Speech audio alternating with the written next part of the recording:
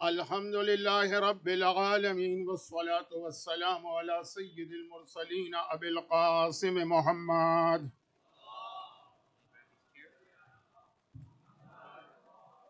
وآله الطيبين الطاهرين المعصومين الذين أذهب الله عنهم الرجس وطهرهم تطهيرا.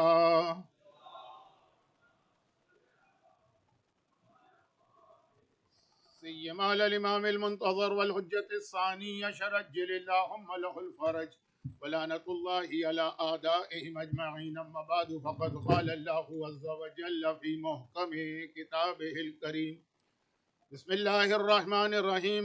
قل إن صلاتي ونسكي ومحياي ومماتي لله رب العالمين لا شريك له بذلك أمرت وأنا أول المسلمين.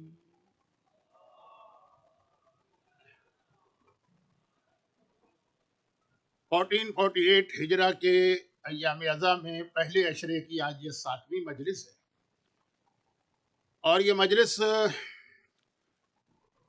جب بھی میں پڑھتا ہوں 7ویں محرم نہیں، باب الحوائج کے مصائب کی، کہیں 7 محرم کو یہ مصائب ہوتے ہیں، کہیں 8 محرم کو، تو اتنی ساری مختلف باتیں مجھے بیان کرنا ہوتی ہیں کہ جو اس سے پہلے کی مجلسیں ہیں بعض اوقات اس کو وہیں پہ روک کے آج کی مجلس کی حد تک تھوڑا سا سبجیکٹ چینج ہو جاتا ہے، اور اسی وجہ سے جو سوال آپ نے دیکھا ہوگا کہ میں ہر مجلس میں لاسٹ مجلس کے کچھ چیزوں کو ایکسپلین کرتا ہوں، یہ وہ چیزیں ہیں جس کے بارے میں لوگوں نے سوال کیا ہوتا ہے، لیکن ایک سوال ایسا ہے جو پہلی محرم سے مسلسل مجھ سے پوچھا جا رہا، اور میرا ارادہ تھا کہ اس کا آج جواب دوں، لیکن جب میں نے آج کی مجلس کے بارے میں سوچا کہ کیا پڑھنا ہے تو ٹائم نظر نہیں آ رہا.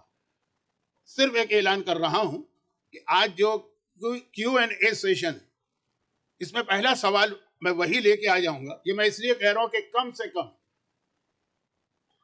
40 سے 45 آدمیوں نے 40 to 45 یہ سوال پوچھا ہے، ایک آدمی کا سوال نہیں، اور وہ ہے کہ زیارت عاشورہ ہم پڑھتے ہیں روز، تو آپ نے تو پہلی مجلس میں ذرا سا ہم کو ڈسکریج کیا تھا. بس یہ میں نے اس لیے کہا کہ اتنا زیادہ پریشر پڑ رہا تھا، اور مجھے یہ بھی معلوم ہے کہ اس مجلس کے بعد بہت سے لوگ دوسری مجلس میں شرکت کے لیے چلے جائیں گے، تو ان سے گزارش یہ ہے کہ میرا اندازہ ہے کہ کیو این اے سیشن یقیناً ان کی ویب سائٹ پر یا یوٹیوب چینل پہ کچھ دیر تو رہے گا، وہاں سن لیجیے گا.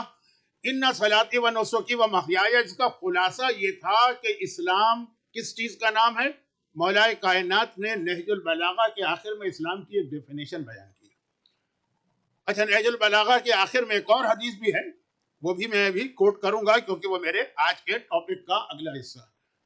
ٹوٹل سرنڈر، مکمل اپنے آپ کو اللہ کے حوالے کر دو، اپنے آپ کو سبمٹ کر دو، وہی کرو جو اللہ تم سے چاہتا ہے. ایک جملہ یہاں پہ کہہ رہا ہوں اس لیے کہ یہ ایک اور مجلس بنے گی کل کی یا شاید آخری مجلس، اور وہ یہ کہ اس کے لیے ٹوٹل سبمیشن، اس کے لیے یہ ضروری ہے کہ آدمی کے پاس اتنی نالج تو ہونا کہ اس ٹائم پر اللہ ہم سے کیا چاہتا ہے، کیونکہ ہر وقت پہ نماز بھی اللہ ہم سے نہیں چاہتا، ہر ٹائم پہ روزہ بھی اللہ ہم سے نہیں چاہتا، ہر ٹائم پر اطاعت والدین بھی اللہ ہم سے نہیں چاہتا. سچویشن چینج ہونے سے، سرکمسٹانسز چینج ہونے سے احکام بدل جاتے ہیں، اور اسی لیے ایک لفظ ہمارے علماء کہتے ہیں، اس کو یاد رکھیے. میں ذرا فاسٹ ہو جاتا ہوں ٹائم کو دیکھ کر، پھر ریئلائز کرتا ہوں کہ پورا مجمع میرا ساتھ نہیں دے پا رہا ہے تو تھوڑا سلو ہو رہا ہوں.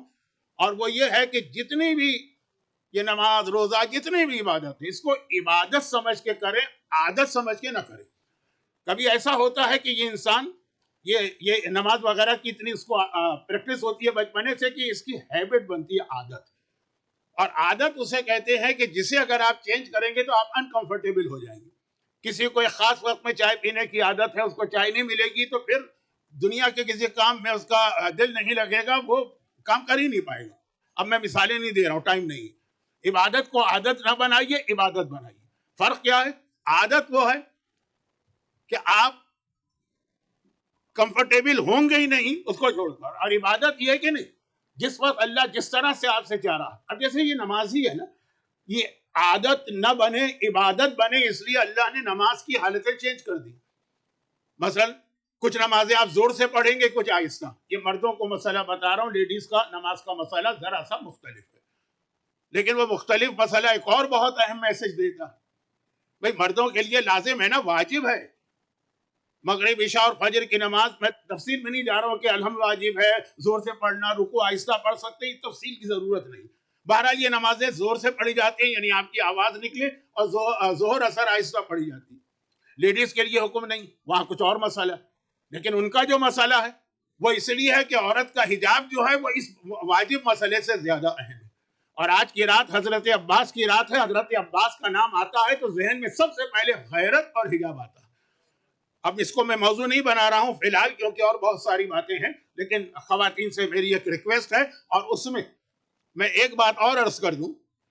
ابھی میں اپنے موضوع پر آیا نہیں اور ڈائیورٹ ہو گیا، لیکن ایک جملہ اور عرض کر دوں کہ ابھی آگے چل کر ایک روایت جو میں پڑھنے والا ہوں، تو اگر کوئی عورت کمپلیٹ حجاب نہیں کر سکتی ہے، ویسے تو سوال ہے کیوں نہیں کر سکتی، لیکن اگر کسی وجہ سے نہیں تو جتنا کر لے وہی غنیمت ہے. یعنی عزا خانے میں یا سینٹر میں آتے ہیں، حجاب کر کے آتے ہیں، بعض لوگ اس کا مذاق اڑاتے ہیں، یعنی ان عورتوں کو کنڈیم کرتے ہیں کہ کیا فائدہ ہوا، باہر تو اسکول میں، کالج میں، جاب کی جگہ پر، شاپنگ سینٹر میں، مال میں، وہاں تو بے حجاب گھوم رہے، جتنا ہو جائے.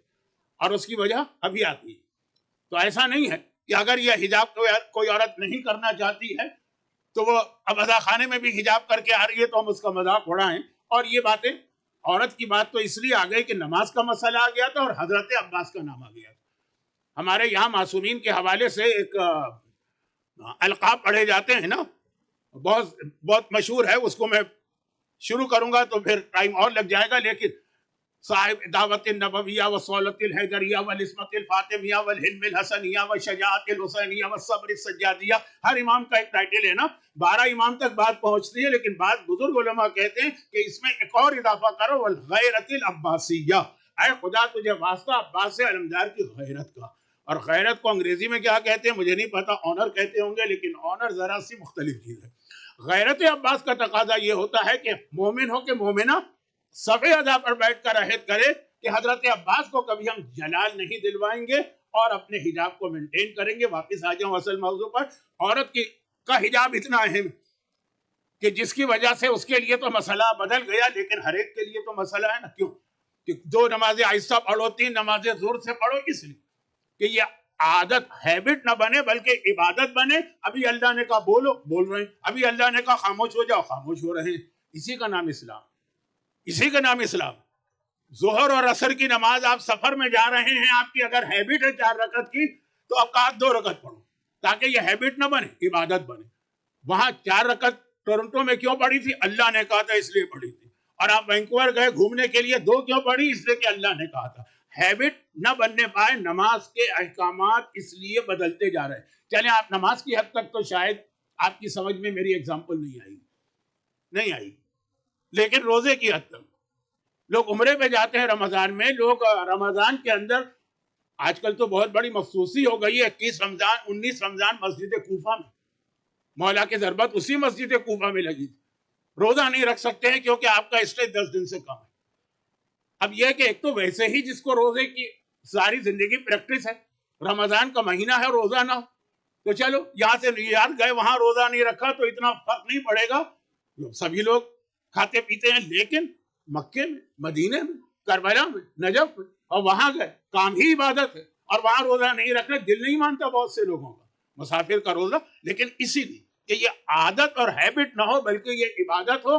عادت جو انسان کی ساری زندگی کی پریکٹس ہے، عبادت صرف یہ دیکھنا اس وقت اللہ ہم سے کس چیز کی ڈیمانڈ کر رہا، اور اس ایک جملے سے صرف ایک دوسرا جملہ کہہ کر وہ اپنا جو پہلا میں نے اعلان کیا تھا اس کو کلیئر کر دوں کہ اس کے لیے، عبادت کے لیے، عادت کے لیے نہیں، عبادت کے لیے نالج ہونی چاہیے. اس وقت اللہ ہم سے کیا چاہتا ہے، اور نالج آپ کو کہاں سے ملے گی؟ کسی سپر مارکیٹ سے نہیں ملے گی، کسی اسٹور سے نہیں ملے گی، وہ مرجع کے گھر سے ملے گی. مرجعیت کا انسٹیٹیوشن سامنے آیا. بس میں اپنے آپ کو روک رہا ہوں اس لیے کہ آج کی باتیں اور بہت زیادہ. تو ٹوٹل اپنے آپ کو اللہ کے حوالے کرو جس وقت جو چاہے. اور اگر اس میں اگر کوئی آپ واقعاً رول ماڈل یا کلاسیکل ایگزامپل دیکھنا چاہتے ہیں تو اس کا نام عباس علمدار ہے. اب عباس علمدار کی زندگی، پوری زندگی کو دیکھ لیجیے. اچھا ہمارے یہاں سے میری مراد انڈیا اور پاکستان. میں ایسٹ افریقہ کے بارے میں بھی نہیں جانتا، اور باقی جو ویسٹرن کنٹریز میں لوگ آ گئے.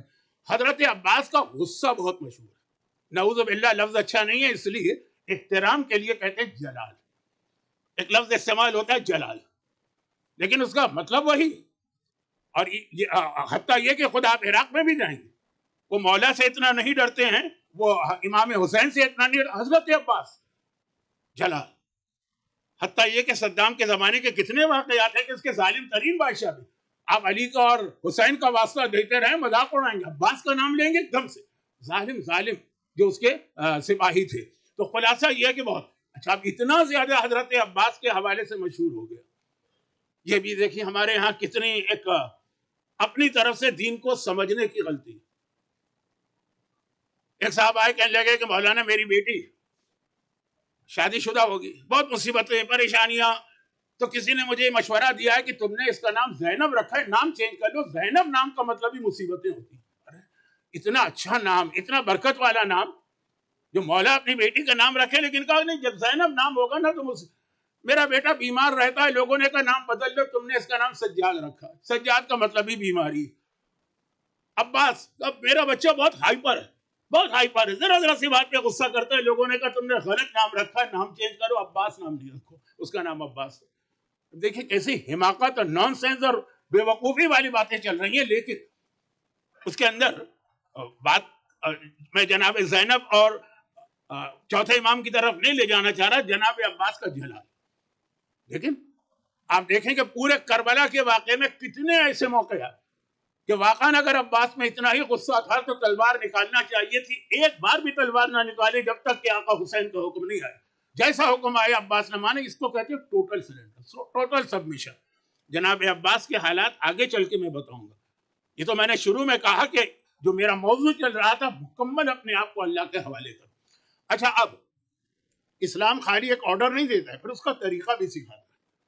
جیسے طبیب اور ڈاکٹر اگر آپ کی کوئی خرابی بتائے گا تو اس لیے نہیں بتائے گا کہ وہ آپ کا مذاق اڑا رہا ہے، وہ اس لیے بتائے گا کہ آپ کو پتا چلے کہ پرابلم ہے، پھر وہ دوا بتائے گا تو آپ اس کی دوا استعمال کریں گے. تو اب یہاں پر اسلام نے کہا کہ اللہ کے حوالے کر دو. اور پھر پہلے سے ایک بات بتا دیں کہ اگر تم اپنے آپ کو ٹوٹل اللہ کے حوالے کرو گے تو اس کے لیے تمہارے اندر ایک کوالٹی ضرور ہونی چاہیے، اس کے بغیر تم سبمیشن کر ہی نہیں سکتے، اور وہ ہے پیشنس اور ٹالرنس، جسے عربی میں صبر کہتے ہیں.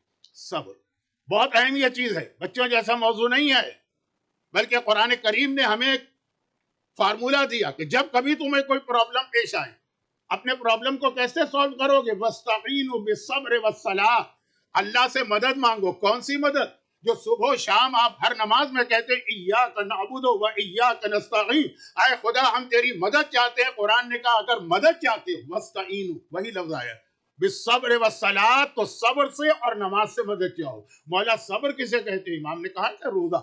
امام نے اس کی یہی تفسیر کی نا کہ صبر کا مطلب روزہ، لیکن روزے کے علاوہ بھی صبر بہت ضروری چیز ہے، اس کے بغیر آپ کا پرابلم سالو نہیں ہوگا. مولا نے نہج البلاغہ کے آخر میں ایک فارمولہ اور دیا، اور مولا فرماتے جو ہم اہل بیت سے محبت کرتا ہے، جو ہم اہل بیت سے محبت کرتا ہے نا، تو اسے ایک اسپیشل ڈریس اپنے لیے تیار کرنا چاہیے. مختلف جگہوں کے لیے مختلف ڈریس استعمال کیے جاتے ہیں نا. کوئی سمندر میں جاتا ہے تو الگ ہے، کوئی اسکوبا ڈائیونگ کرتا ہے تو الگ ہے، کوئی جہاز سے چھلانگ لگاتا ہے تو الگ ہے، کوئی کسی فیکٹری میں کام کرتا ہے تو الگ ہے. ہر جگہ کا ڈریس. جو اہل بیت سے محبت کرتا ہے وہ ایک اسپیشل ڈریس تیار کرے. اچھا، اب یہ کس چیز سے بنا ہوگا؟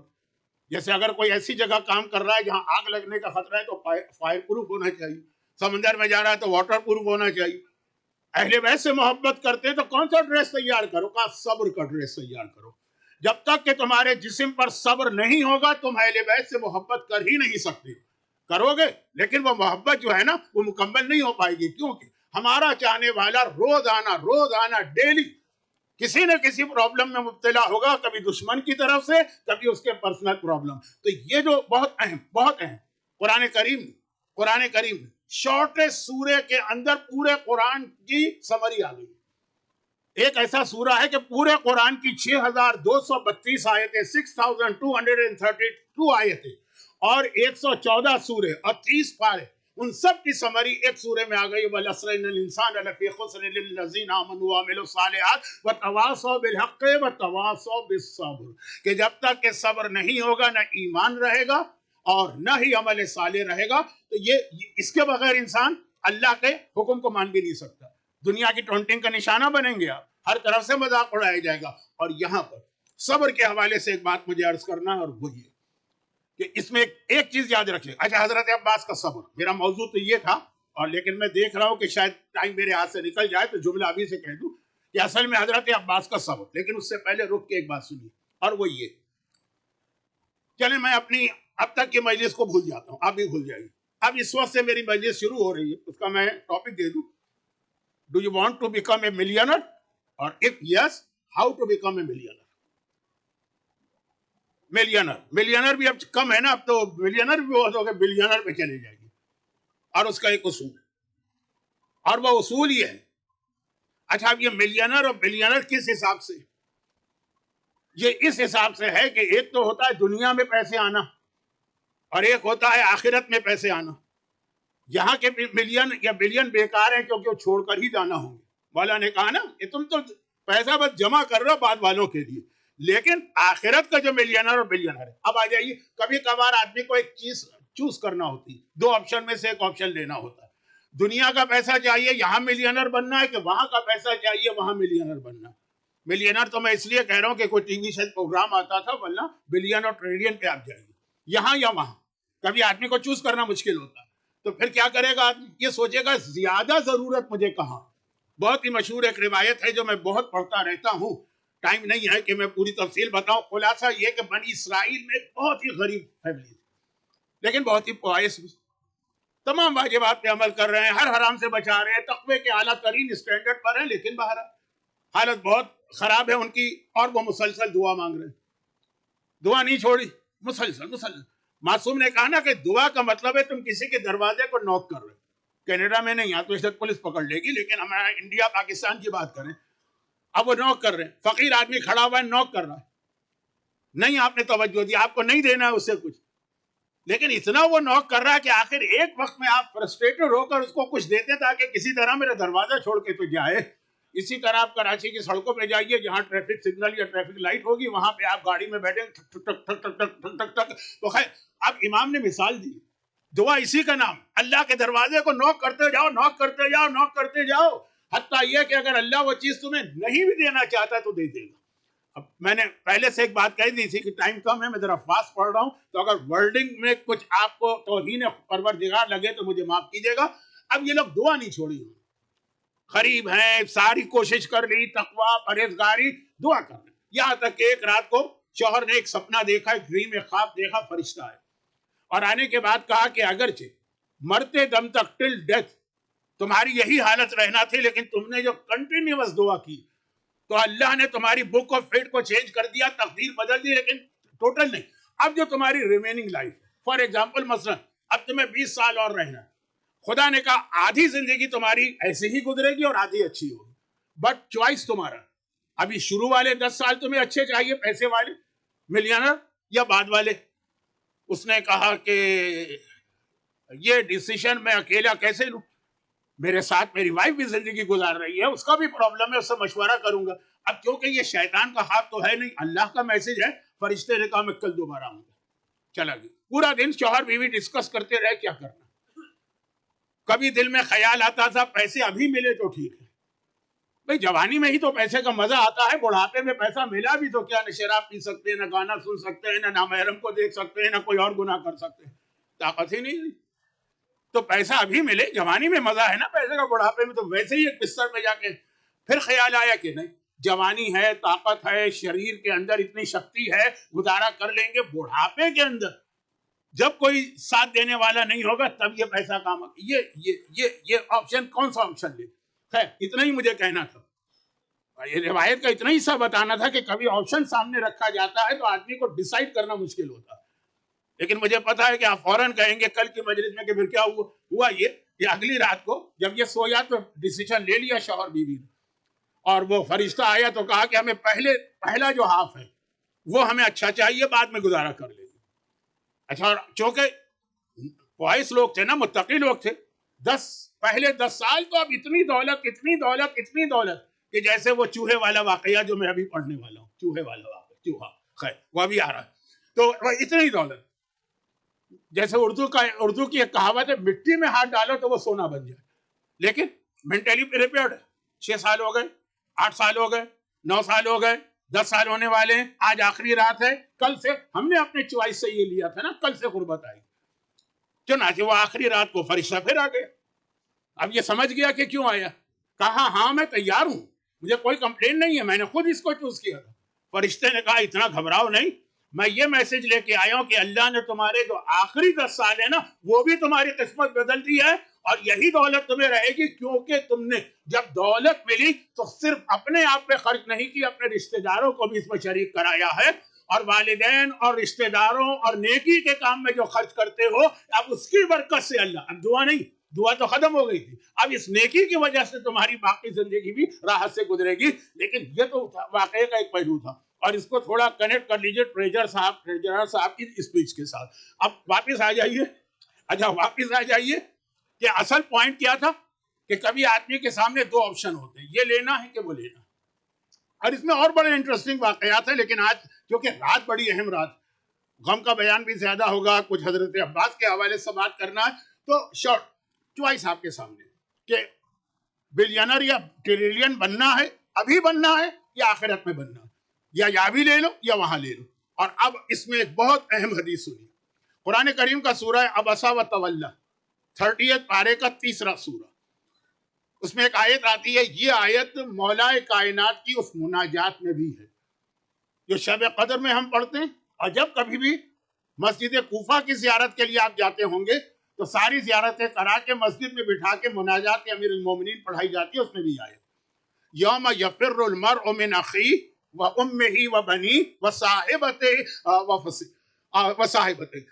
कयामत का दिन वो दिन होगा जब आदमी भाई को देख के भागेगा, और आदमी उम्मिही व अबी, बाप को देख के भागेगा कयामत के दिन, और माँ को देख के भागेगा, अलग अलग खुदा ने कहा, उम्मिही व अबी व साहिबते व बनी, और अपने पार्टनर को देख के, शौहर है तो बीवी को देख के भागेगा, वो तो सर आजकल भी भागते होंगे, और अगर बीवी है तो शौहर को देख के भागेगी, और वह बनी, और अपनी औलाद को देख के भागेगा। ये आयत है कुरान की, यौम यफिर्रुल मर्उ मिन अखी व उम्मिही व अबीही व उम्मिही व साहिबतिही व बनी, भागेगा। अच्छा, अब इसका कुछ लोग ट्रांसलेशन करते हैं कयामत में कोई किसी को नहीं पहचानेगा। गलत, ये तो आयत बता रही है पहचानेगा तभी भागेगा। पहचान रहा है कि मेरा भाई है इसलिए भाग रहा है, अगर कोई स्ट्रेंजर है तो नहीं भागेंगे, ये माँ है मेरी इसलिए भाग रहा है। वो कौन सा दिन आ जाएगा कि माँ और बाप को देख के आदमी भागे चले, वो समय औलाद को देख के भी भागे। अब यहाँ पे इमाम ने जो इसकी तशरीह की है, बहुत ही शॉर्ट में बता रहा हूं मिलियनर बनने का तरीका।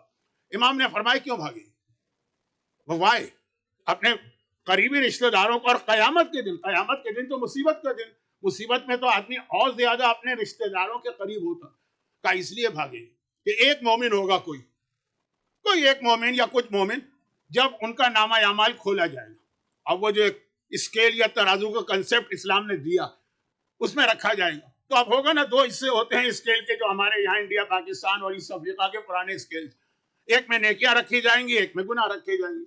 वो पूरी आयती पे आयतें हैं, लेकिन पढ़ने की जरूरत नहीं।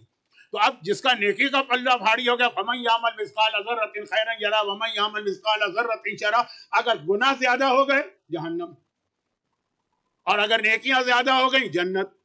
लेकिन कुछ ऐसे लोग भी होंगे जो बिल्कुल बराबर 1 ग्राम का भी फर्क नहीं है, ग्राम भी बहुत बड़ी चीज है, उससे भी छोटा आप ले आइए कोई मेजरमेंट का, बिल्कुल बराबर। अब क्या किया जाए, जन्नत जा नहीं सकता, नेकियां ज्यादा नहीं, जहन्नम जा नहीं सकता, गुनाह ज्यादा नहीं, बिल्कुल बराबर हो। अच्छा, अब जो कुछ अल्लाह करेगा वो बात का स्टेज है, लेकिन पहले इसको एक ऑफर की जाएगी, ऑफर कबूल कर लेगा तो फैसला हो जाएगा, अगर उससे काम नहीं चलेगा फिर चीजें आती हैं, शफात और रहमत, और उसके बाद सजा भी। ऑफर क्या की जाएगी, ऑफर यह की जाएगी, देखो बिल्कुल बराबर, एक छोटी सी नेकी भी कहीं से अगर तुम लेके आ जाओ ना, گرام نہیں، مائکرو گرام نہیں، میں نے کیا کہیں گے، اتنی سی نیکی لے کے آ جاؤ، یہ نیکی والا ذرا سا جھک جائے تمہیں مل جائے گی جنت. ساری جنت ایک چھوٹی سی نیکی کے اوپر آ جائے گی اس مومن کے لیے جس کے گناہ و نیکیاں بالکل برابر. وہ کہے گا اچھا خداوندہ اتنا آسان ہے؟ ارے پورا کٹم میرا بھرا ہوا ہے میدان قیامت میں، وہ میری ماں کھڑی ہے، وہ میرا باپ کھڑا ہے، وہ میرا بھائی کھڑا ہے، وہ میرا بیٹا کھڑا ہے، وہ میری بیٹی کھڑی ہے، بڑی محبت کرتے تھے، بڑی دنیا میں مجھے خدمت کرتے تھے. مجھے یہ وہ نہیں ہے جو والدین کو نرسنگ ہوم میں داخل کرا کے آئے، واقعاً خدمت کی ہے. ارے اتنی سی نیکی تو کسی سے بھی مانگوں گا مل جائے گی. کہا جائے گا جاؤ جاؤ مانگو، جا کے لے کر آ جاؤ، فیصلہ ابھی ہو جائے گا. پھر عرض کروں کہ اگر نہیں ہوا تو پھر اور دوسرے مرحلے ہیں، وہ کبھی الگ سے سنیے گا، موت اور برزخ پر میرا عشرہ. تو ابھی وہ بات ہو رہی ہے بہت ایزی لگا. یہ کیا بڑی بات، کوئی بڑی نیکی بھی اللہ نہیں مانگ رہا ہے، چھوٹی سی معمولی سی نیکی. اب یہ گیا تھا حساب کتاب دینے، اب سب قیامت میں دیکھ رہے ہیں. اس کی فیملی تو پہچان رہی کہ ابھی یہ گئے. ہوتا ہے نا امیگریشن کاؤنٹر میں، آپ نے دیکھا ہوگا 3-4 دوست سے اب وہ گئے، اس کے بعد ہماری باری آئے گی، پھر ہماری باری آئے گی. سب دیکھ رہے ہیں یہ گیا اور واپس آیا. واپس آنے کا مطلب یہ ہے کہ نیکی مانگنے آیا، ورنہ تو واپس نہیں آتا. واپسی کا مطلب ورنہ تو وہاں تو وہی امیگریشن کی طرح کہ نکلے تو نکلو، یا جنت میں جاؤ یا جہنم میں. واپس کیوں آ رہا ہے؟ سب سمجھ گئے نیکی مانگنے آ رہا ہے. بھائی یہ جو دیکھا تو باپ بھی بھاگا، ماں بھی بھاگی، بھائی بھی بھاگا، بہن بھی بھاگی، بیٹا بھی بھاگا، بیوی بھی بھاگی کہ ہمارے پاس ہم اگر اس کو نیکی دے دی، فرض کیجئے دے دی ہم نے، اور پھر جب ہمارا حساب کتاب ہوا بالکل برابر ہوگا پلے، اس وقت ہم کو خیال ہوگا کاش وہ نیکی اس کو نہ دیتے نا تو اس وقت ہم جنت میں چلے جاتے. تو اس وقت نیکی اتنی قیمتی کرنسی بنے گی. یہ کرنسی ہے وہاں کی قیامت کی، اس کے ذریعے جنت و جہنم کا فیصلہ ہو رہا. تو ایک نیکی کی وجہ سے بعض اوقات مومن جو ہے روک لیا جائے گا، کہا جائے گا لے کے آ جاؤ. اور وہ جس کو اتنا ایزی سمجھ رہا تھا کہ چھوٹی سی نیکی، مثلا میں مثال دے رہا ہوں، سلام کرنے میں پہل کر دی کسی نے، یہ بھی تو ایک نیکی ہے نا. اتنی سی نیکی مجھے دے دو جو زندگی میں کوئی ایک سلام والی نیکی. میں بہت چھوٹی چھوٹی نیکیوں کی بات کر رہا ہوں تاکہ آپ کسی نیکی کو کبھی مس نہ کریں. تو خیر خلاصہ یہ ہے کہ یہ جب منظر دیکھے گئے کہ گیا تھا یہ اور پھر واپس آ رہا ہے، تو یومئذ یفر المرء من اخیہ، اس کو دیکھ کے اس کا بھائی بھی بھاگا، وامہ وبنیہ، اور اس کا باپ اور ماں بھی بھاگے، وصاحبتہ وبنیہ، اور اولاد بھی بھاگی ہے. تو یہ نیکیاں قیامت کی کرنسی. اب وہاں پر آپ کو بلینر بننا ہے یا اس دنیا میں بلینر بننا ہے؟ یہاں کا بلینر بننا بیکار. اچھا میں یہ نہیں کہہ رہا ہوں کہ یہاں پہ غربت ہی کیجیے. بھائی ہمیں رزق کی کتنی دعائیں، قرضہ ادا کرنے کی دعائیں، حالت بہتر بنانے کی دعائیں امام نے بتائی. میں یہ نہیں کہہ رہا ہوں کہ یہ دنیا میں بالکل آپ فاقے کیجیے اور بھوکے رہیے، نہیں، یہ بتائیں. لیکن پہلی آپ کی ترجیح جو ہے پرائرٹی وہ ہونی چاہیے آخرت کی نیکیاں. اب یہاں کے حوالے سے سن لیجیے. میں وہ کنسپٹ نہیں دے رہا ہوں جو ایک واقعہ ہے نا بہت مشہور، واقعہ تو نہیں ہے، جوک ہے، کہ مسجد میں بیٹھے ہوئے 2 آدمی دعا مانگ رہے تھے. ایک بہت ہی غریب تھا اور ایک واقعاً ملینر تھا. اب غریب دعا مانگ رہا ہے خداوندہ مجھے دولت دے دے، اور وہ پیسے والا مانگ رہا ہے خداوندہ ایمان. اور اس نے کہا تم آدمی ایمان مانگو، ایمان، دولت کیا مانگ رہے ہو؟ کہا جس کے پاس جو چیز نہیں ہوتی ہے وہ وہی مانگتا ہے. میرے پاس دولت نہیں ہے، تمہارے پاس ایمان نہیں ہے. تو یہ کنسپٹ نہیں ہے، دولت بھی مانگی. اب مثلا سب سے اہم عبادتوں میں سے ایک عبادت حج جو ہے نا، حج بالکل ایک نیا مومن بناتی ہے. نیا مومن بن کے آتا ہے میدان عرفات سے انسان، پرانا مر جاتا ہے کیونکہ سارے گناہ معاف ہو گئے. یہ جملہ میرا نہیں ہے، یہ پیغمبر کا ہے کہ حج کرنے کے بعد کہ یومن ولدت امو، تم ایسا ہوتے ہو جیسا اس دن تھے جس دن تمہاری ماں نے تمہیں پیدا کیا. نیا انسان. حج کی پہلی دعا کیا؟ یعنی آپ مکے میں داخل ہوئے نا، پہلی دعا کئی بار یہ بات آ گئی. اسلام نے کیا پہلی دعا بتائی؟ ابھی آیت اللہ سستانی کی حج کی کتاب میں دیکھ لیجئے، اور ہر مرجع جو مسجد الحرام کے گیٹ پر کھڑے ہو کے دعا پڑھنا ہے، جو پڑھ کے آپ انٹر ہوں گے، وہ یہی دعا ہے. وَأَوْصِ عَلَيَّ مِن رِزْقِكَ الْحَلَالِ الطَّيِّبِ. آپ مسجد میں جا رہے ہیں، پہلی دعا آپ کے ذہن میں ہے، اسلام کہتا ہے یہ دعا مانگو، اے خدا مجھے رزق حلال میں برکت عطا فرما، وسعت عطا فرما، وسعت بڑھا دے. اور آخری دعا سمجھ لیجیے، عرفات کا میدان وہ سمجھیے آخری دعا. امام مظلوم کی ایک دعا ہے، دعائے عرفات. کیا ماسٹر پیس دعا، آج بھی دنیا دیکھتی ہے تو دنگ رہ جاتی ہے کہ اس طرح بھی اللہ کو پکارا جاتا. اس دعا کا آخری جملے کیا؟ وَأَوْصِ عَلَيَّ مِن رِزْقِكَ الْحَلَالِ. اس دعا کے اندر جو کائنات کی اتنی اہم دعا، تو یہ اسلام کا حکم ہے نہیں. دعا مانگو رزق کے لیے بھی لیکن جہاں پہ ٹکراؤ ہو جائے چوائس کیا ہو. مقداد کا ایک واقعہ سن لیجیے جلدی جلدی، وقت تو بہت گزر گیا. مقداد پیغمبر اسلام کے 4 اہم ترین صحابیوں میں، اہم ترین اس لیے میں نے کہا کہ رسول خدا کی حدیث ہے کہ اللہ نے مجھے آرڈر دیا ہے کہ ان 4 سے محبت کر. ساری کائنات رسول خدا سے محبت کرتی. کائنات تو کیا محبت کرتی ہے، اللہ محبت کرتا ہے. پیغمبر کا لقب ہی حبیب خدا ہے. اللہ محبت کرتا ہے اور اللہ کا آرڈر ہے 4 سے محبت کرو. اس میں تیسرا نام مقداد کا.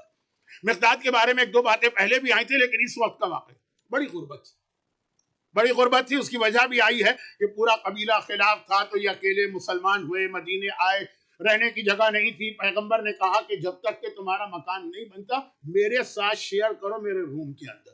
پیغمبر نے ان کو شیئرنگ میں رکھا اپنے ساتھ، اپنے حجرے میں. بڑی محبت تھی. تو ایک مرتبہ پیغمبر نے ان کی غربت دیکھی تو کہا کہ اے مقداد تم وہ دعا کیوں نہیں پڑھتے ہو کہ وہ دعا پڑھنے کے بعد تو اللہ وہی جو 2 دن پہلے آیت پڑھی تھی نا، وَيَرْزُقْهُ مِنْ حَيْثُ لَا يَحْتَسِبُ، اللہ تمہیں رزق دے گا اور ایسی جگہ سے دے گا کہ تم نے کبھی سوچا بھی نہیں ہوگا کہ وہاں سے مل سکتا ہے. آپ نے سوچا ہوگا میں نے وہاں جاب اپلائی کیا وہاں سے ہوگا، وہ بزنس شروع کیا وہاں سے مجھے برکت ملے گی، فلاں خاندان میں شادی کی ہے تو وہاں سے مجھے کچھ ملے گا، لیکن ایسی جگہ سے دے گا اللہ آپ نے سوچا بھی نہیں ہوگا. وہ یہ واقعہ ہے. پیغمبر نے کہا دعا کیوں نہیں پڑھتے ہو؟ پیغمبر کا حکم مقداد کے لیے سر آنکھوں پر دعا شروع کر دی.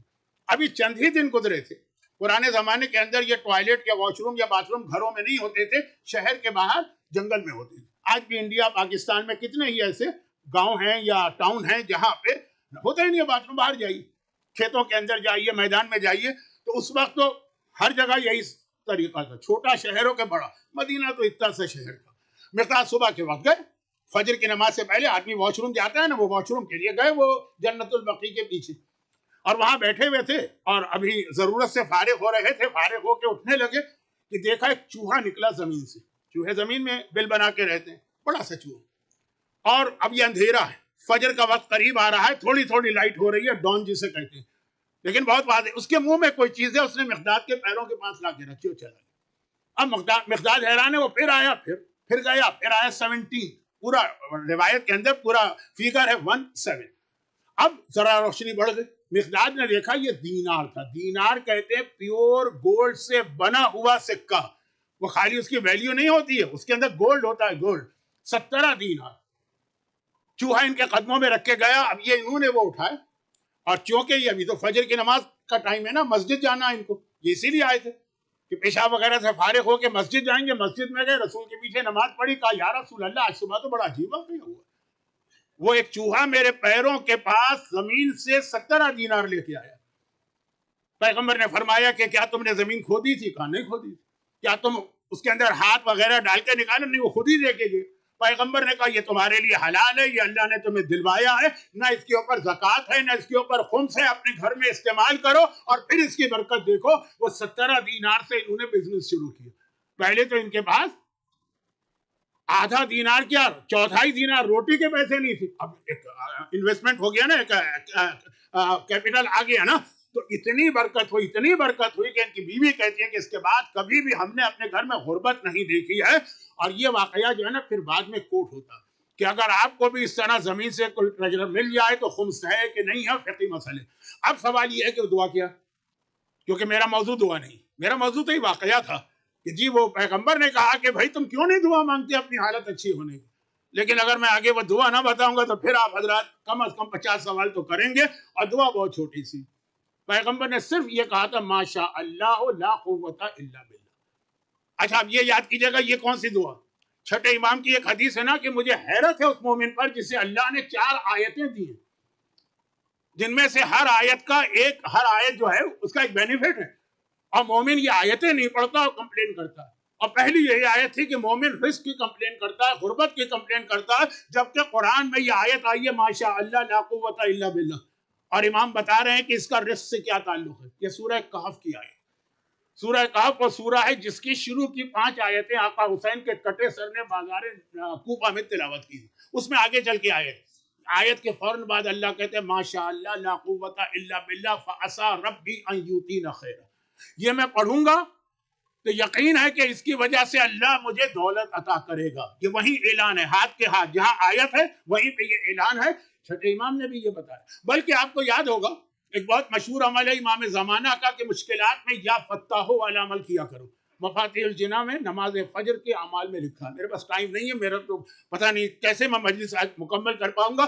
تو خلاصہ یہ ہے مفاتیح ان بڑے عالم کا واقعہ ہے نا کہ جو انتہائی پریشانی میں تھے اور پھر امام زمانہ کے خیمے میں پہنچے اور امام نے ان کو ایک دعا بتائی جو یا فتاحو سے شروع ہوتی اور اس کے اندر یہ آیت آئی ہے، اسی دعا کے اندر یہ آیت بھی ہے. تو رسول خدا نے مقداد کو یہ آیت بتائی، چھٹے امام نے اپنے ہر شیعہ کو یہ آیت بتائی، امام زمانہ نے پریشانی کے عالم میں اپنے مومن کو یہ آیت بتائی ہے. کتنی مختصر، ماشاء اللہ لا قوت الا باللہ.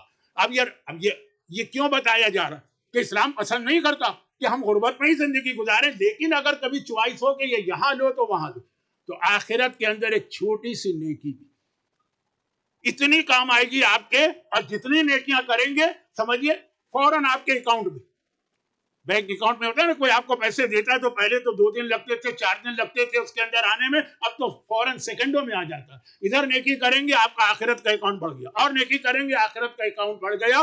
تو ٹوٹل سبمیشن اللہ کا ہو تو سوال یہ کہ کیوں؟ وائی؟ اس لیے کہ یہ چھوٹی سی نیکی عورت نے اپنے 2 بال چھپا لیے اور قیامت میں جو اس کا اکاؤنٹ چل رہا ہے اس وقت اللہ نے اکاؤنٹ کھولا ہوا ہے. قیامت کے بینک میں ہر ایک کا ایک اکاؤنٹ کھلا ہوا ہے، اس میں کریڈٹ سائڈ بھی ہے، اس میں ڈیبٹ سائڈ بھی ہے. ہماری ڈیبٹ سائڈ ہے زیادہ بھر رہی ہے، لیکن جو چھوٹی سی نیکی کرے اسی وقت اس کے اندر وہ جمع ہو جائے گی اور قیامت میں ملے گی. اور اس کی بہترین مثال نہیں، یہ لفظ یہاں پہ مجھے اچھا نہیں لگ رہا، لیکن اس کی ایک اہم ترین مثال ہمارے سامنے خود عباس علمدار. عباس علمدار کا لقب ہے باب الحوائج. باب الحوائج، باب الحوائج کا مطلب کیا ہوتا ہے؟ جس کے دروازے پر ہر حاجت پوری ہو جائے. دوسرا لقب ہے باب المراد، جس کے دروازے پہ ہر مراد پوری ہو جائے. یہ عباس، پہلے تو یہ سمجھ لیجئے کہ عباس ہیں کون. عباس کا قد کتنا زیادہ تھا، ہائٹ ہر ایک کو معلوم ہے، اور عباس کا چہرہ کتنا نورانی تھا. بنی ہاشم ویسے ہی عرب میں سب سے خوبصورت مانے جاتے ہیں، اور اس بنی ہاشم میں عباس کا ٹائٹل تھا قمر بنی ہاشم. یہ بنی ہاشم کا چاند ہے، جو آلریڈی اتنا خوبصورت قبیلہ ہے اس کے چاند ہے. لیکن پھر اگر آپ ایک اور حدیث کو اس سے ملائیں تو اور زیادہ سمجھ میں آتا ہے عباس کے فزیکل فضائل. روحانی تو اپنی جگہ ہیں، فزیکل فضائل. پیغمبر کی ایک بہت ہی مشہور حدیث ہے، ایک نہیں، 1 2 3 4 ریفرنس تو میرے سامنے اس وقت اہل سنت علماء کی کتابوں کے آ رہے ہیں. کیا حدیث ہے؟ من ارادہ ان ینظرہ. اچھا صرف پہلا لفظ جو ہے نا، ایک حدیث میں من ارادہ ہے، ایک میں من احبہ. ترجمہ کیا ہے کہ جو یہ ارادہ کر رہا ہے، جس کی یہ انٹینشن ہے، یا جو یہ پسند کرتا. اب کیا باقی حدیث ایک جیسی، ان ینظرہ الی اسرافیل فی ہیبتہ ومیکائیل فی رتبتہ وجبرائیل فی جلالتہ وآدم فی علمہ ونوح فی فہمہ وابراہیم فی خلتہ ویعقوب فی حسنہ ویوسف فی جمالہ وموسیٰ فی ہیبتہ وایوب فی صبرہ ویحییٰ فی زہدہ ویونس فی ورعہ وعیسیٰ فی عبادتہ فلینظر الی وجہ علی ابن ابی طالب.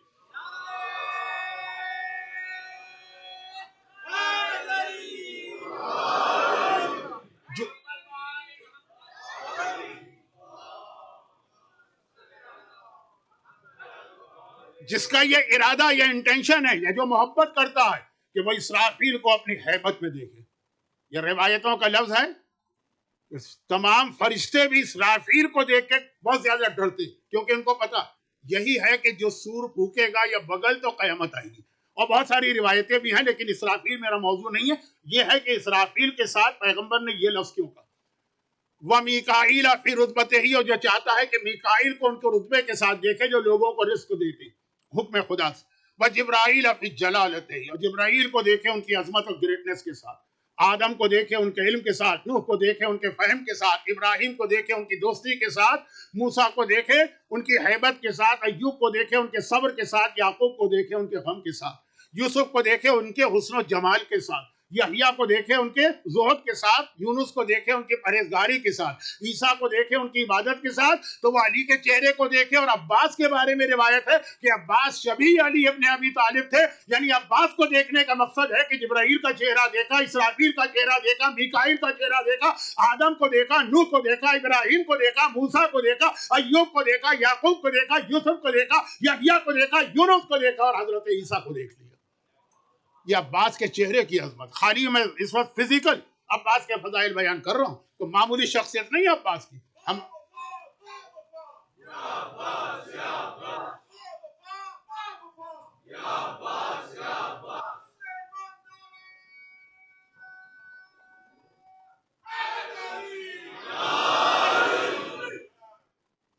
اب یہ عباس کیونکہ ہمارے یہاں حضرت علی اکبر کے لیے بہت مشہور ہے، صحیح مشہور، شبیہ رسول خدا، شبیہ. حضرت عباس کے اس پہلو پہ نگاہ کم جاتی ہے، مگر یہ تو حضرت عباس کی ظاہری خصوصیات بھی ہیں جو فزیکل اپیئرنس ہے اس کے اندر، اور بھی کئی چیزیں، ٹائم اس وقت اب نہیں رہا. دوسری جانب آئی، عباس کا اسٹیٹس اتنا ہائی ہے کہ جو ٹائٹل امام معصوم کا ہے وہ حضرت عباس کا کنفرم ہے.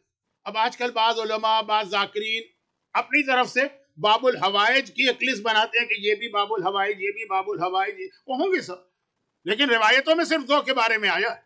ایک ساتویں امام ہے باب الحوائج، اور ایک عباس علمدار ہے باب الحوائج. جو ایک معصوم امام کا ٹائٹل ہے، ساتویں امام کا دروازہ حاجتیں پوری ہوتی ہیں، وہی ٹائٹل حضرت عباس علمدار کا ہے، کیونکہ اس دروازے سے کبھی کوئی خالی ہاتھ نہیں پلٹا. بلکہ ایک جملہ بہت ڈرتے ڈرتے کہہ رہا ہوں کہ شاید کہیں مس انڈرسٹینڈنگ رہو، کہ جو علی اور حسین کے دروازے پہ بھی نہ ملے وہ عباس کے دروازے پہ مل جاتا. اب یہ یاد رکھیں، دو چیزیں میں بتا رہا ہوں. میرے مولا کے بارے میں ہے کہ وہ وجہ اللہ، چہرہ ان کا اللہ کا چہرہ، اور آقا عباس کا ٹائٹل ہے جو علامہ مجلسی نے اس زیارت میں لکھا ہے جو مفاتی میں، وجہ الحسین، عباس حسین کا چہرہ ہے. یعنی اگر اللہ تک جانا ہے تو علی کے ذریعے جانا ہوگا، وہ وجہ اللہ، اور حسین تک آنا ہے تو عباس کے ذریعے آنا پڑے گا، کیونکہ یہ وجہ الحسین. اور آج بھی اگر آپ جائیے کربلا اور آپ خیمہ گاہ میں جا کے آقا حسین کے خیمے کی زیارت کرنا چاہیں، پہلے عباس کے خیمے سے گزرنا پڑے گا. بالکل شروع میں عباس کا خیمہ ہے، جیسے چوکیدار، یہ لفظ اچھا نہیں ہے، ایک پہریدار کھڑا ہوا، یہاں سے گزرو، یہاں سے اجازت ملے گی تب عباس تک جاؤ گے. لیکن یہ عباس کو جو باب الحوائج کا ٹائٹل ملا، اس کا ایک ریزن علماء نے لکھا، اور یہ وہی میرا موضوع ہے کہ ہم اور جو میرا موضوع چل رہا ہے ٹوٹل سبمیشن. بھئی آج کا ایک نوجوان آج کے اتنے دلچسپ اور مزیدار گناہوں کو، انٹرٹینمنٹ کو چھوڑ کر کیوں مثلا مفاتی پڑھنے لگے؟ مثلا بطور مثال کہہ رہا ہوں، ورنہ اسلام تو اس کا قائل نہیں ہے نا کہ مصلی پہ بیٹھیے. کیا چیز ہے وہ؟ حضرت عباس کی زندگی میں عباس کو باب الحوائج، علی اکبر کو نہیں کہا گیا، حضرت علی اصغر کو آج کچھ لوگ کہتے ہیں، لیکن وہ تو 6 مہینے کے ظاہری اعتبار سے معصوم بچے تھے، وہ کیسی الگ. حضرت عباس کا سب سے بڑا امتحان کربلا میں کیا تھا؟ سب سے بڑا امتحان عباس کا یہ تھا کہ عباس کی پوری زندگی کی ایک حاجت تھی. ہماری حاجت مانے دعا، ہم اور آپ دعا مانگتے رہتے ہیں، کوئی 5 سال دعا مانگے، کوئی 7 سال، کوئی 10 سال، کوئی 2 سال، مسئلہ حل ہو گیا تب بھی ہے، نہیں حل ہوا تو وہ تھک کر دعا چھوڑ دیتا. مگر عباس کی ایک دعا تھی جو پیدا ہونے سے لے کے کربلا میں عصر عاشور تک عباس مانگتے رہے. اور اس لیے مانگتے رہے، عباس کی توہین نہیں کر رہا ہوں، اس لیے مانگتے رہے کہ اگر عباس کبھی بھول بھی جائیں تو جتنے عباس کے چاروں طرف ہیں سب عباس کو یاد دلا دیتے. اور وہ کیا دعا تھی؟ یہ تھی کہ جب میرے بابا نے میری ماں سے شادی کی تھی تو اس وقت یہ کہا تھا کہ یہ شادی تو میں صرف اس لیے کر رہا ہوں کہ مجھے اپنا وہ بیٹا چاہیے جو کربلا میں میرے حسین کی مدد کرے. اور یہ عباس پہلے دن سے سن رہے ہیں. جیسا میں نے محاورتاً ایک جملہ کہا کہ اگر عباس کبھی بھول بھی جائے تو دوسرے لوگ نہیں بھولنے دیں گے، کیونکہ مولا علی کے جو صحابی عباس کو جب دیکھتے، میں بات نہیں کر رہا ہوں بڑے ہونے کے بعد، ابھی عباس 6 مہینے کے، ابھی عباس 1 سال کے، ابھی عباس 2 سال کے، جو عباس کو دیکھتے اچھا یہ وہی عباس ہے جس کو علی نے کربلا کے لیے مانگا تھا. گھر میں آتے ہیں تو زینب ہو کے، کلثوم ہو کے، لیلا ہو کے، جتنی خواتین سب کو یاد ہے کہ شادی کیوں ہوئی تھی، ہر ایک یاد دلاتا. اور پھر باقی باتیں تو چھوڑے، حتیٰ کربلا کی شب عاشور بھی عباس کو یہ یاد دلا دیا گیا. میں پھر کہہ رہا ہوں کہ یاد دلانے کا مقصد توہین عباس نہیں ہو، بھولے نہیں، لیکن مسلسل ایک چیز جو ہے عباس کے سامنے. 9 محرم کو یزید کی طرف سے تو جنگ شروع ہو گئی، یہ عاشورہ حسین نے بنایا ہے، ورنہ تو اصل میں تاسوعہ تھا. 9 محرم کو تاسوعہ کہتے ہیں. جنگ شروع ہو گئی تھی، تیر چلا دیا تھا ہمارے ساتھ. عباس کو بھیج کے مہلت مانگی گئی نا، جاؤ جا کر ایک رات کی مہلت لے کے آؤ. اچھا یہ بھی دیکھیے کتنا بڑا امتحان. عباس سے اگر کہیں کہ جاؤ اور عمر سعد کا سر کاٹ کے لے آؤ، عباس کے لیے بچوں کا کھیل. مگر میرے مولا کا قاتل اور دشمن میں اس کے سامنے جا کر وہ جملہ کہوں جو بظاہر ریکویسٹ لگے. بہت بڑا امتحان ہے. اسی کا نام اسلام ہے. اپنی خواہش نہیں، جو اس وقت حکم خدا. لیکن عباس کو بھیجا تو حسین، ساتھ میں اپنے 2 بزرگ صحابیوں کو بھی بھیج دیا. یہ وہ صحابی ہیں جو مولا علی کے صحابی، اس لیے عباس علمدار ان کو ہمیشہ چچا کہتے ہیں. ایک حبیب بن مظاہر، ایک بریر حمدانی، بلکہ صحیح معنوں میں تو یہ رسول خدا کے صحابی. تو عباس ان کا بڑا احترام کرتے ہیں. چچا تم بھی جاؤ، جوان خون ہے، ہو سکتا ہے ہمارے ساتھ یا اس کا کوئی سپاہی ایسی کوئی بدتمیزی کر دے کہ عباس کو جوش آ جائے. بزرگ ساتھ جائے، ذرا سمجھانے والا، روکنے والا گئے. اب عباس تو بہرحال ہمارے یہاں مشہور ہو گیا ہے کہ ہر چیز میں غصہ کرتے تھے، نعوذ باللہ، یہ جلال تھا. لیکن عباس حکم امام کے پابند ہے، گئے اور آ گئے. اب جب واپس آ رہے ہیں تو اب یہ دونوں بوڑھے جو نوجوان اس مجمع میں بیٹھے ہیں، ان کا یہ ایکسپیرینس ہوگا نا کہ جہاں آپ کے خاندان کے، آپ کی فیملی کے 2 بوڑھے جمع ہو جائے، بہت بور ہوتے ہوں گے. وہ اپنے بچپنے کی بات چھیڑ دیتے ہیں، وہ اپنی جوانی کے قصے چھیڑ دیتے ہیں. آپ کو کیا اس سے انٹرسٹ کے 50 سال پہلے کیا ہوا؟ ایک طریقہ ہے بزرگوں کا. یہ دونوں بوڑھوں نے آپس میں بات شروع کر دی. لیکن یہ والی بات ہمارے بوڑھوں کی طرح نہیں ہے، یہ باقاعدہ سوچ سمجھ کی. حبیب نے کہا بریر یاد ہے کہ جب میرے مولا نے عباس کی ماں سے شادی کی تھی، اس رات کو کیا کہہ رہے؟ بریر نے کہا کہ وہ کیسے بھول سکتے؟ یعنی اصل جملہ تو یہ تھا کہ آدمی اپنی شادی میں بھول سکتا ہوں، لیکن مولا کی وہ شادی کیسے بھولوں گا؟ یاد ہے کیا کہہ رہے تھے علی؟ ہاں کہہ رہے تھے میں کربلا کے لیے اب بیٹا چاہتا ہوں. اب یہ دونوں بوڑھے پرانی بات کر رہے ہیں، پرانی، بہت پرانی. لیکن عباس سمجھ گئے. اتشجعنی یا امی، چچا حبیب کیا آپ مجھے جوش دلا رہے ہیں؟ ارے ابھی آقا سے اجازت لے کے آئیے، کل شام سے پہلے کوفے کے دارالامارہ پر حسین کا علم لہرا دوں گا.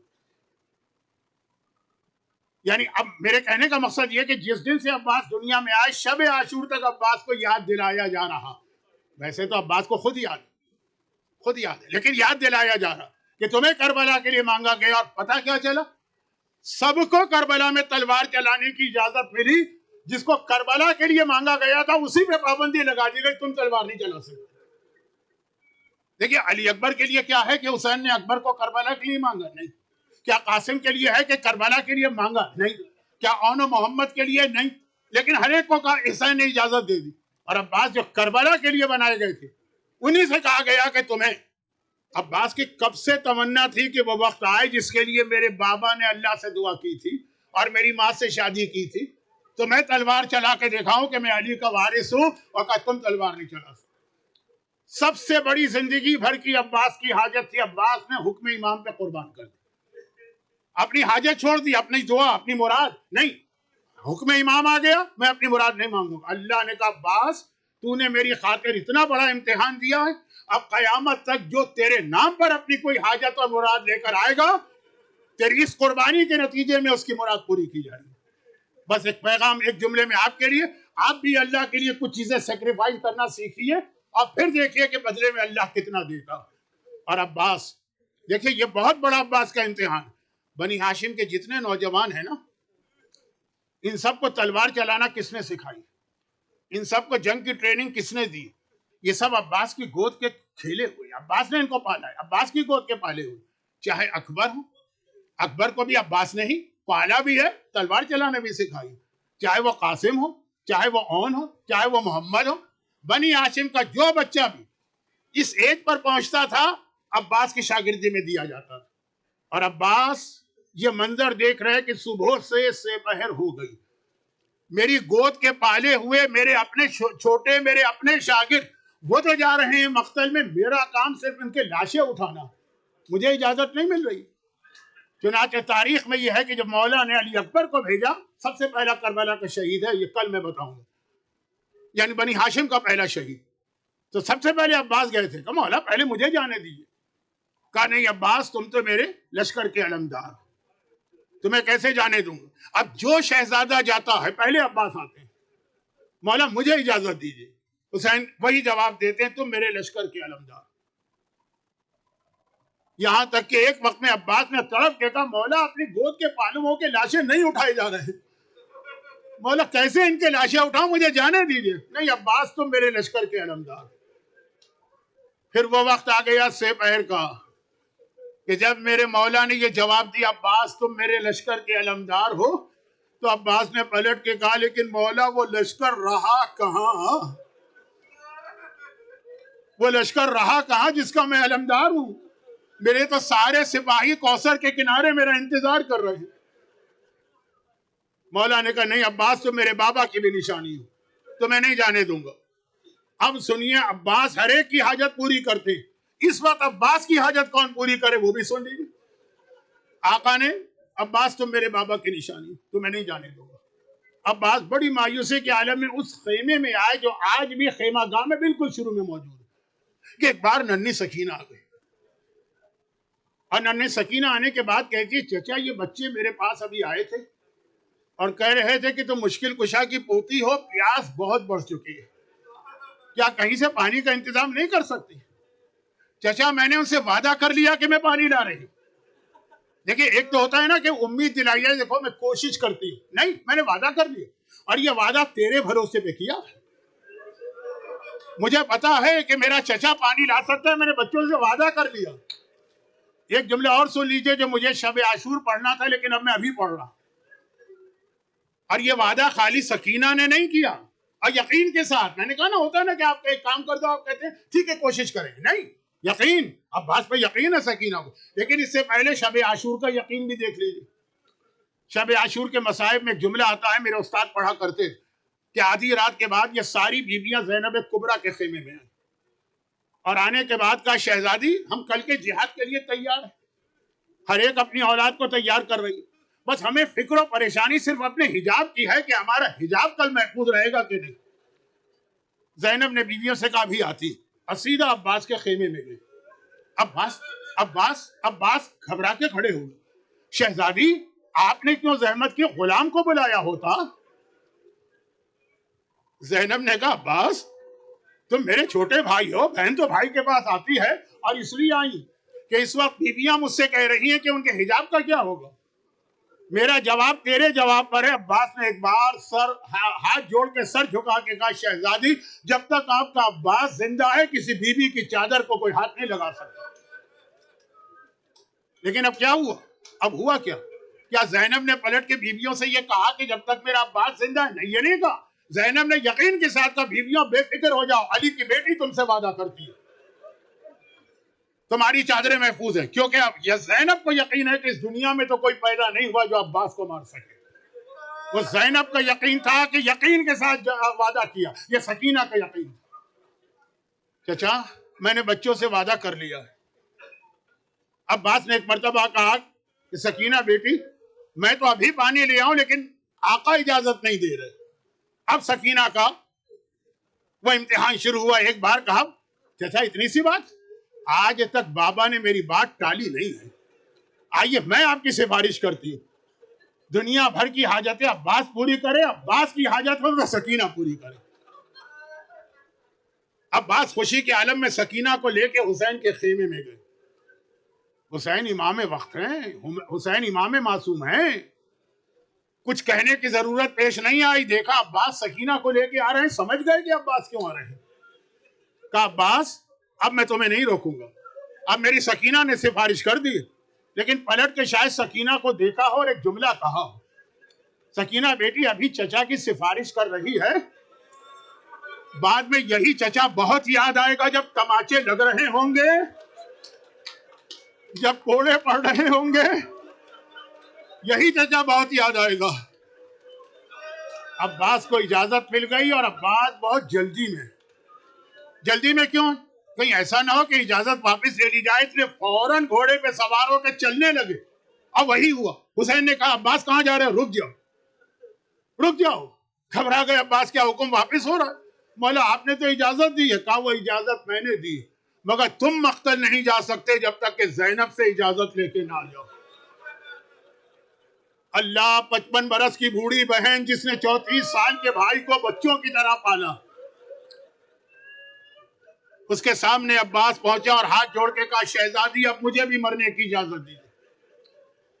زینب نے سر سے پیر تک عباس کو دیکھا، کہا عباس جب مجھے بابا یاد آتا تھا تو میں تیرا چہرہ دیکھ لیا کرتی تھی، لیکن جاؤ میں تمہیں نہیں روکوں گی، کیونکہ نانا کے دین کے لیے زینب ہر قربانی دینے کو تیار، جاؤ۔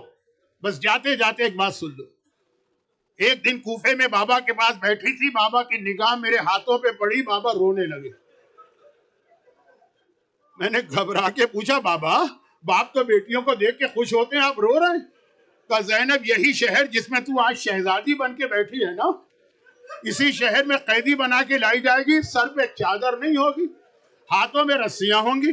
بابا کی بات پہ یقین تو تھا، لیکن دل میں خیال آیا جس بہن کا ایک بھائی ہو کوئی اس کی چادر پہ ہاتھ نہیں ڈالتا، میرے تو 12 بھائی اور عباس جیسا میرا بھائی ہے، لیکن عباس اب جب تم جا رہے ہو زینب کو یقین ہو گیا وہ وقت آ گیا ہے کہ چادر بھی چھنے گی، رسی بھی بجے گی، اور عباس چلے۔ عباس چلے، اب کیا جہاد بیان کروں مشکل کشا کے بیٹے کا، وارث کا۔ عباس چلے، ایک جملہ بعض علماء پڑھتے ہیں، تاریخ میں مجھے نہیں ملا لیکن بالکل صحیح ہوگا۔ عباس چلے، چونکہ عباس دریا کی طرف جا رہے تو پوری 30,000 کی فوج نے عباس کو گھیرے میں لیا، اور عباس تلوار چلا رہے ہیں، یا بعض علماء نے لکھا حسین نے تلوار دی ہی نہیں تھی، نیزہ دیا تھا۔ فضا در خیمہ پر کھڑی دیکھ رہی ہیں عباس کا جہاد۔ آواز دی شہزادی زینب، جب میں آپ کو آپ کے بابا کے حالات سناتی تھی کہ آپ کا بابا خیبر میں کیسے لڑا، احد میں کیسے لڑا، تو آپ پوچھا کرتی تھی کہ کاش میں بھی وہ منظر دیکھتی آنکھوں سے۔ آئیے در خیمہ پر، آج عباس جنگ نہیں کر رہے، یہ خیبر میں حیدر کرار جہاد کر رہے ہیں۔ اور مختصر یہ کہ پورے لشکر کو چیرتے ہوئے فرات کے کنارے گئے، با وفا عباس پیاسا رہا، پانی ہاتھ میں ضرور لیا، یہ بتانے کے لیے کہ دیکھو پانی پہ ہمارا قبضہ ہے، لیکن پھر پانی پھینکا واپس آ۔ اور ادھر خیمے کے دروازے پہ سکینہ نے بچوں کو جمع کیا ہوا، سارے بچوں سے کہا کوزے لے کے آؤ، میرا چچا وعدہ کر کے گیا ہے، آج تک میرے چچا نے اپنا کوئی وعدہ توڑا نہیں ہے۔ اب بچوں کو عباس تو نظر نہیں آ رہے، 30,000 کا لشکر ہے، علم نظر آ رہا، علم نظر آ رہا ہے، سب کی نگاہیں علم پر ہے۔ دیکھا علم گیا، دریا تک گیا، واپس آنے لگا۔ اب بچے خوش ہو رہے ہیں کہ ایک بار دیکھا کہ یہ علم جو ہے رائٹ سائڈ پہ اس طرح جھکا جیسے گرنے والا، یہ عباس کا سیدھا ہاتھ کٹ گیا۔ بچوں کے دل دھڑکے، علم سنبھل گئے۔ تھوڑی دیر اور گزری، دیکھا کہ یہ علم بائیں طرف جھکا، پھر بچے پریشان ہوئے، علم سنبھل گیا، پھر دیکھا علم آگے بڑھا، اور ایک بار علم زمین کربلا پہ گرا۔ عباس کی آواز آئی آقا علیکہ منی السلام، میرا آخری سلام لے لو۔ حسین نے کمر پکڑ کے کہا الان انکسر ظہری، عباس تم نہیں مرے، حسین کی کمر ٹوٹ گئی۔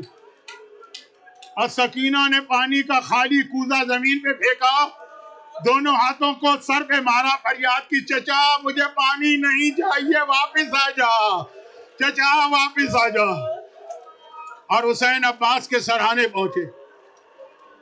یہاں پر بھی ایک بڑا عجیب جملہ ہے، لیکن اب وقت نہیں ہے میرے پاس کہ میں اس کو بیان کروں، آپ کا ماتم بھی ضروری ہے۔ ایک بہت عجیب جملہ ہے، کبھی اور سنیے گا۔ حسین عباس کے قریب گئے، ایک مرتبہ جب پہنچے تو عباس آخری سانسیں لے رہے، میرا آقا زمین کربلا پہ بیٹھ گیا، عباس کا سر اٹھا کے گود میں رکھا۔ عباس کو یہ آخری وصیت ہے، کہا جب مولا پیدا ہوا تھا تو پہلی زیارت آپ کے چہرے کی تھی، دل چاہتا ہے دنیا سے جاتے ہوئے آخری زیارت بھی آپ کے چہرے کی کروں، لیکن کیا کروں، ایک آنکھ میں تیر لگ چکا، دوسری آنکھ میں خون جم گیا، مولا میرے ہاتھ سلامت ہوتے تو خون خود صاف کر دیتا، بس یہ ذرا خون صاف کر دیجیے۔ حسین نے ابا کے دامن سے عباس کی آنکھ سے خون صاف کیا، عباس کی آخری نگاہ حسین پہ پڑی، عباس دنیا سے رخصت ہوئے، حسین نے علم اٹھایا، سیدھا خیمہ گاہ میں آئے، زینب کے حوالے یہ علم کیا، زینب یہ علم سنبھالو، میرا عباس مارا گیا، اب میں جا رہا ہوں۔ زینب نے کہا بھیا ذرا ٹھہر جا، میں ابھی آتی۔